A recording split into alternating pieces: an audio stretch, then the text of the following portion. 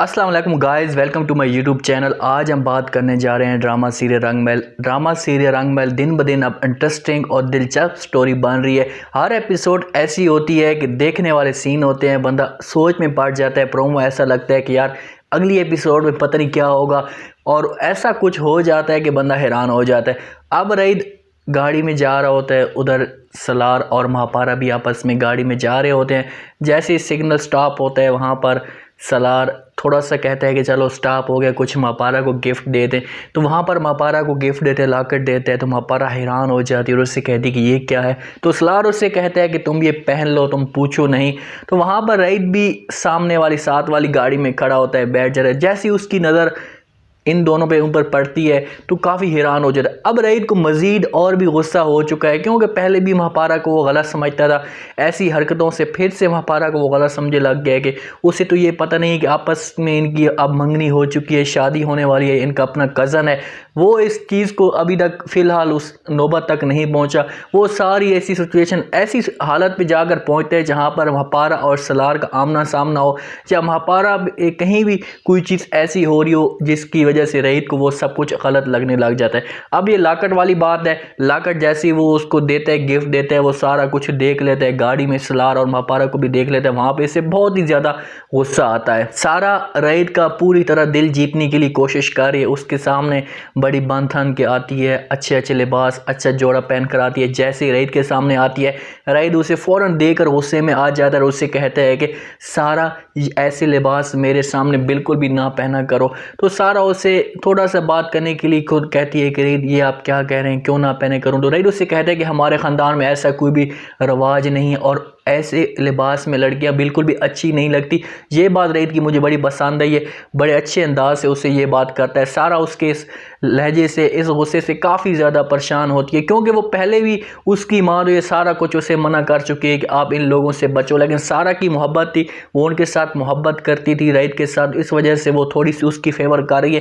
لیکن ایسے جب اس کی پوزیشن دیکھتی ہے، غصہ دیکھتی ہے، تو اسے مزید بہت ہی برا لگتا ہے۔ سالار پوری کوشش کر رہا ہے مہاپارا کو صحیح ثابت کرنے کے لیے، وہ کسی بھی صورت میں پورا زور لگا رہا ہے کہ اپنے جتنے بھی اسٹاف کے بندے ان کے سامنے مہاپارا کی اصلیت آ جائے، مہاپارا کا اس میں کسی قسم کا کوئی بھی قصور نہیں ہے۔ تینوں آپس میں کھڑے ہوتے ہیں، باتیں کر رہے ہوتے ہیں۔ اب سالار اپنے مینیجر کے اوپر بات کرتا ہے اور اسے کہتا ہے کہ اگر سب سے پہلی بات تو یہ ہے کہ جو بندہ نظر آ رہا ہے وہ فضل کمپنی کا مینیجر آ رہا ہے، اور وہ مہاپارا کو رشوت دینے کے لیے آیا تھا، تو وہ آپ سے کیوں ملاقات کی تھی، اور آپ کے اوپر ساری باتیں آپ لوگوں کے ساتھ کیوں شیئر کی تھی، اور آپ کی ای میل مہاپارا کی ساری ڈیٹیل سب کچھ آپ کو کیوں دیا تھا۔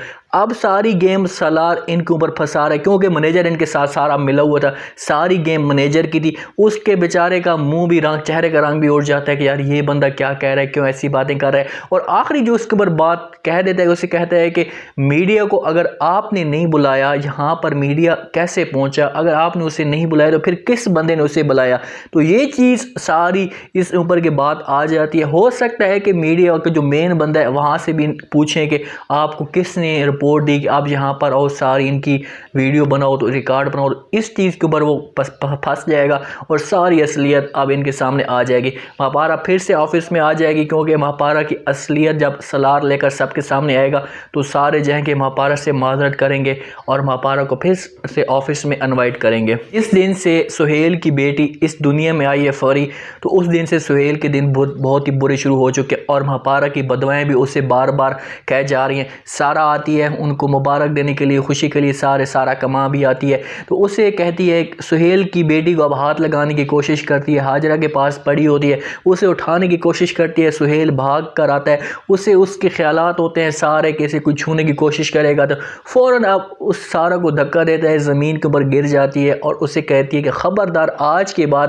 اگر تم نے میری بیٹی کو ہاتھ لگانے کی کوشش کی۔